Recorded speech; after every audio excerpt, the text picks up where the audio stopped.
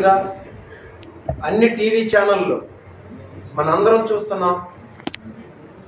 KGBV Ponduru principal Soumya అనే అమ్మాయి media ముందుకు వచ్చి ఈ నియోజకవర్గ ఎమ్మెల్యే తనను మానసికంగా శారీరకంగా వేధిస్తున్నాడు అని చెప్పి, ఇంకా తను ఏదైతే కోరుకుంటున్నాడో అది నేను చేయపోయేసరికి తనను తీసుకువెళ్ళి కంచిలి కేజీబీవీకి ట్రాన్స్ఫర్ చేశారని, నేనే కానీ తను ఏదైతే కోరుకుంటున్నాడో తనకు లొంగిపోయి ఉంటే నేను మళ్ళీ అదే ప్లేస్లో ఉండేదాన్నని, నేను అలాంటి అమ్మాయిని కాదని, అలా నేను చేసుంటే నాకు ఈ వేధింపులు ఏవి ఉండేవి కాదని చెప్పేసి ఆవిడ క్లియర్గా అనేక మీడియా సమావేశాల్లో చెప్పడం జరిగింది. ఈ 2-3 రోజులు మీరందరూ చూశారు.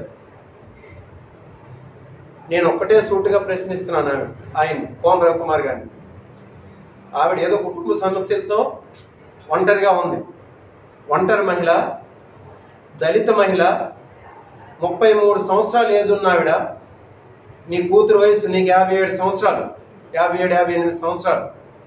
నీ కూతురు వయసు ఉన్న ఆవిడతో ఇలా ప్రవర్తించడం ఇది సబబేనా? ఇది మంచి చర్యేనా? ఆవిడని రాత్రి 10-10:30 వరకు మీ ఆఫీసులో ఉంచి రివ్యూలు ఏంటండి?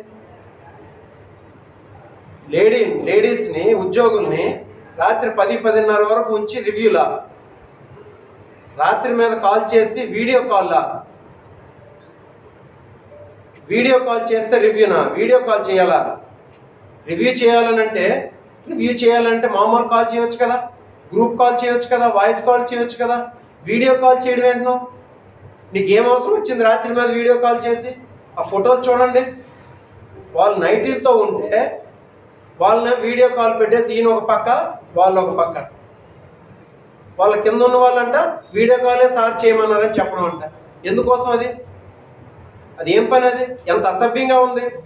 సమాజంలో తిరుగుతున్నావు, నేను ఇందుకోసం ఎమ్మెల్యేగా ఎందుకు ఉంది? నీ కూతురు వయసు ఉన్న ఆవిడ ఇది ఆలోచన చేయాలి. ఆవిడ ఎంతో బాధపడింది. నేను మొన్న వెళ్ళి వాళ్ళ ఇంటికి వెళ్ళి వాళ్ళ కుటుంబ సభ్యులందరినీ, వాళ్ళ మదర్ ఉన్నారు, ఆవిడ ఉన్నారు, వాళ్ళ బ్రదర్ ఉన్నారు, వాళ్ళందరూ ఉండేటప్పుడు ఆవిడని పరామర్శించడం జరిగింది. ఆవిడ ఎన్నో విషయాలు చెప్పింది.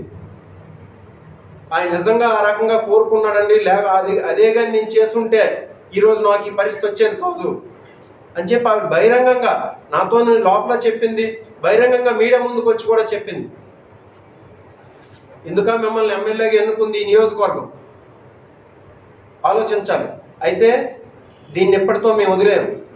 ఇదే చెప్తున్నాం, ఆవిడికి కూడా అన్నాం, మీరు ఏ ఒత్తిడి లేకుండా, ఎటువంటి ఒత్తిడి లేకుండా మీరు మీ పని మీరు చేస్తున్నారు కాబట్టి. ఆవిడ ఎందుకంటే ఇంత ఇష్యూ జరిగేటప్పుడు ఒక ఎమ్మెల్యే మీద, అది అధికార పార్టీ ఎమ్మెల్యే మీద బయటికి రావడం అనేది సాధారణమైన విషయం కాదు. ఇలాంటివి ఎన్నో జరిగి ఉన్నాయి. ముందు మేము విన్నాం, కోన రవికుమార్ గారి మీద ఎన్నో ఇలాంటి ఎలిగేషన్స్ ఉన్నాయి. ఆయన కేజీబీవీ మీద ఇంకా ఎలిగేషన్స్ ఉన్నాయి. ఆయన చెప్తుంటారు మా జనాలందరూ, కేజీబీవీ ఆయనకి అచ్చొచ్చిందని చెప్పేసి. కేజీబీవీ లాంటి అచ్చొచ్చాయంట ఆయనకి. అయితే అన్నీ అచ్చిరావు కదా, ఎక్కడో ఒకదో తిరుగుబాటు జరుగుతుంది కదా, అందులో భాగమే ఇది. ఆవిడికి మా పార్టీ తరఫున, వైఎస్ఆర్సీపీ తరఫున సంపూర్ణ సహకారం మేము అందిస్తాం. ఆవిడ కోసం ఎంతవరకైనా మేము పోరాటం చేస్తాం. ఈ సందర్భంగా మీకు అందరికీ ఆవిడికి తెలియజేయండి ఏంటంటే, ఆవిడ కోసం మేము కలెక్టర్ గారికి, ఎస్పీ గారికి, ఈ రాష్ట్ర గవర్నర్ గారికి, ఎస్సీ కమిషన్కి, నేషనల్ హ్యూమన్ రైట్స్ కమిషన్కి మా పార్టీ ద్వారా, మా పార్టీ పెద్దలతో కూడా నేను మాట్లాడుతున్నాను. ఇక్కడ ఎస్సీ విభాగం అందరూ ఉన్నారు ఇక్కడ కాబట్టి మా పార్టీ ద్వారా వీళ్ళందరికీ కంప్లైంట్ చేసి ఆవిడకి అండగా నిలిచి ఆవిడకి పూర్తిగా న్యాయం జరిగే వరకు మేము ఖచ్చితంగా వైసీపీ పార్టీ అండగా ఉంటుంది. ఆవిడ కోసం పోరాడతాం. కేసు నమోదు చేయవలసినటువంటి అంశం ఇది. SC ST atrocity case attract అవుతుంది.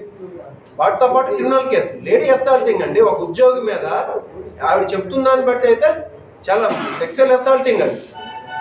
దీని మీద ఎస్పీ గారు తక్షణమే చర్యలు తీసుకోవాలి. మేము ఎస్పీ గారిని కూడా కలుస్తాం, ఆవిడని తీసుకొని వెళ్ళి మీద కలుస్తాం. మా పార్టీ ఆవిడకి పూర్తి సహాయ సహకారాలు అందిస్తుందని చెప్పేసి మీడియా ముఖంగా ఈరోజు మేము తెలియజేస్తాం.